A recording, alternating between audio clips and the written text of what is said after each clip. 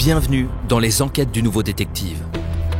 Le Nouveau Détective, premier magazine d'enquête sur les grands faits divers, et Engel présente le quadruple meurtre de l'apprenti criminologue. Une enquête d'Axel Vigneux.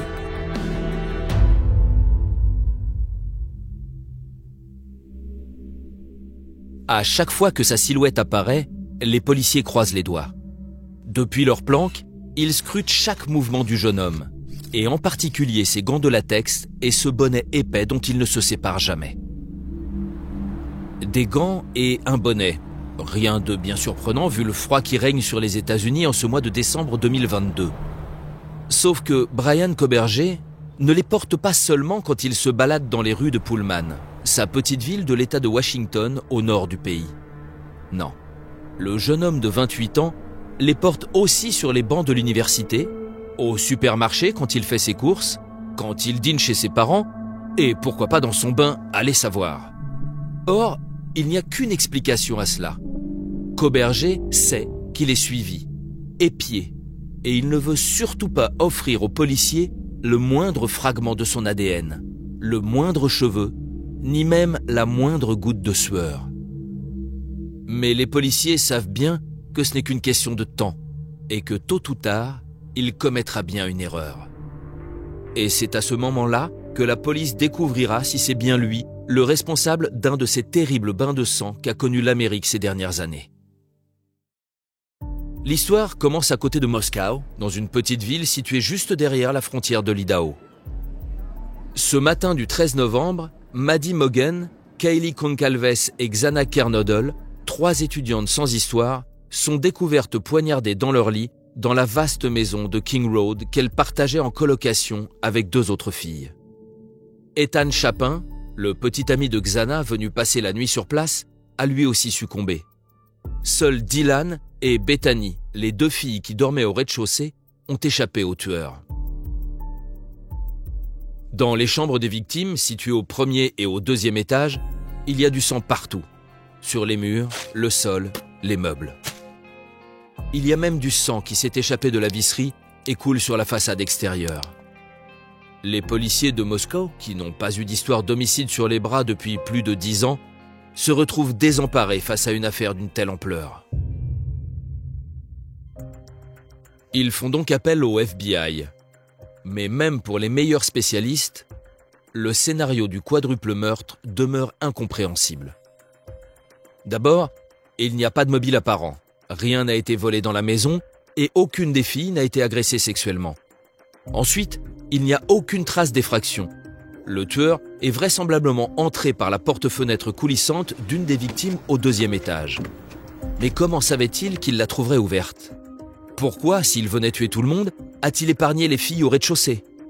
Plus surprenant encore, les enquêteurs apprennent en interrogeant les 2 colocataires survivantes que Dylan a été réveillée par des bruits de bagarre provenant de l'étage vers 4 heures du matin cette nuit-là, et qu'en sortant de sa chambre, elle est tombée nez à nez avec le tueur.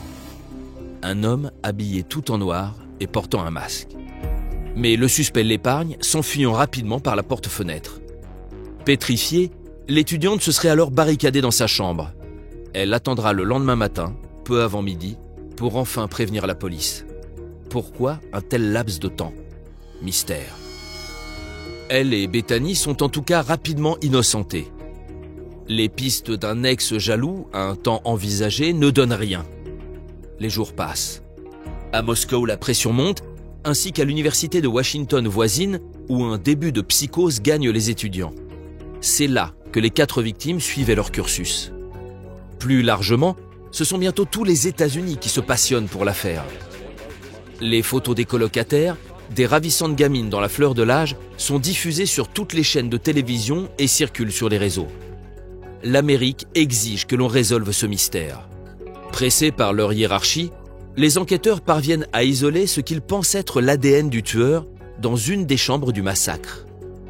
Malheureusement, l'empreinte n'est pas répertoriée au fichier national.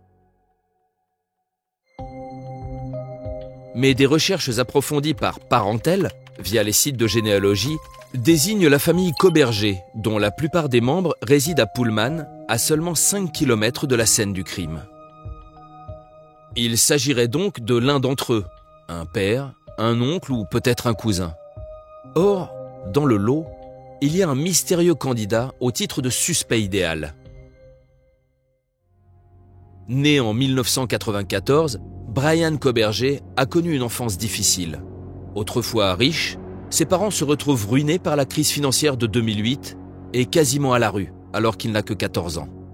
Une déchéance qu'il vit comme une humiliation et qui vient s'ajouter à un autre problème plus intime. Obèse, mal dans ses basques, Brian est la risée de son collège et la cible désignée de tous les harceleurs.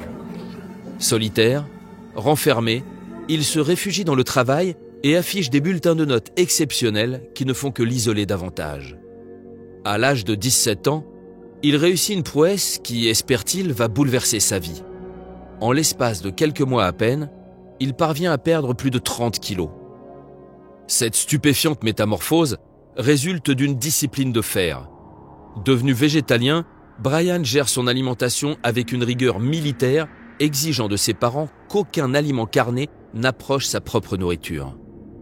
Des consignes qui trahissent une autre évolution, psychologique celle-là. Autrefois timide et maladroit, Brian est désormais un jeune adulte autoritaire et cassant. Il pratique la boxe et manifeste une nouvelle assurance. Les garçons, il les intimide pour chercher la bagarre. Quant aux filles, il les entreprend avec brutalité, les traitant de putes ou de salopes si elles refusent ses avances. Un comportement qui ne va qu'empirer. À l'université de Washington, où il s'inscrit juste après le bac, Brian se forge la réputation d'un sale type qu'il vaut mieux garder à distance. L'ancien petit gros est devenu longiligne et musclé, mais certaines choses demeurent, à commencer par sa solitude et l'excellence de ses résultats scolaires. Premier dans tous les classements, il opte pour un cursus de criminologie et rédige sa thèse de doctorat sur la psychologie des tueurs en série. Nous sommes alors en 2020. Tout à ses recherches, Koberger commence à correspondre avec plusieurs serial killers incarcérés aux États-Unis, notamment Denis Rader, dit BTK, condamné pour 10 meurtres et rendu célèbre par les tortures infligées à ses victimes. De lui, le jeune étudiant veut tout savoir. Quels étaient ses sentiments au moment de passer à l'acte, ses modes opératoires, comment il a effectué ses repérages. BTK se prend au jeu et lui délivre un vrai cours magistral. Comment je suis devenu une des pires ordures de la planète. Mais le souci, c'est que Koberger ne veut pas s'arrêter là, ni même utiliser ses connaissances pour entrer au FBI. Non, ce dont il rêve maintenant, c'est de devenir l'égal de son mentor. Autant dire qu'après le massacre de Moscou, une fois l'ADN de la famille Koberger identifié, ce Brian constitue un suspect de choix pour les enquêteurs. On le fait suivre, mais le jeune homme s'en aperçoit. Et c'est ainsi que, pendant plusieurs semaines, il ne met plus les pieds dehors sans porter des gants et un bonnet pour ne laisser derrière lui aucune empreinte génétique. Brian devrait pourtant avoir retenu une chose de ses chères études. Le crime parfait n'existe pas. Le 30 décembre dernier, le jeune homme est arrêté chez lui et inculpé pour le quadruple meurtre. Le FBI dit l'avoir confondu grâce à son ADN identifié sur le manche d'un couteau retrouvé près des corps de Maddie et Kylie. Il a matché avec celui prélevé sur les poubelles du suspect. D'autres éléments sont venus depuis consolider le dossier. La téléphonie d'abord. Même si Koberger a pris soin d'éteindre son portable la nuit du quadruple meurtre, les données collectées montrent que durant les semaines précédant le massacre, l'homme a longuement étudié les allées et venues des victimes. Sa voiture ensuite, selon les images de vidéosurveillance, sa voiture, une Hyundai Elantra blanche, était près de la maison des étudiants entre 3h29 et 4h20. Mais pourquoi a-t-il fait cela ? Une de ces jolies filles lui avait-elle collé un râteau ? Peut-être. Ou peut-être tout simplement pour imiter RTK. Si tel est le cas, c'est raté, car c'est en prison qu'il devra maintenant trouver de quoi étoffer son palmarès. En attendant, Madison, Kylie, Xana et Ethan ont vraiment tiré le plus mauvais ticket à la loterie du destin. Les 4 jeunes gens étaient beaux, épanouis, bien dans leur peau et effrontément heureux. Tout ce que leur assassin a toujours voulu être sans jamais y parvenir. Pour ne rater aucun épisode, abonnez-vous à notre podcast sur votre plateforme d'écoute et retrouvez tous les mercredis nos enquêtes dans le magazine Le Nouveau Détective. Nos podcasts et nos enquêtes sont également disponibles sur lenouveaudétective.com. Si l'affaire n'a pas encore été jugée ou venait à passer en appel, nous rappelons que les protagonistes bénéficient toujours de la présomption d'innocence. Les noms et prénoms de certains personnages sont susceptibles d'avoir été modifiés.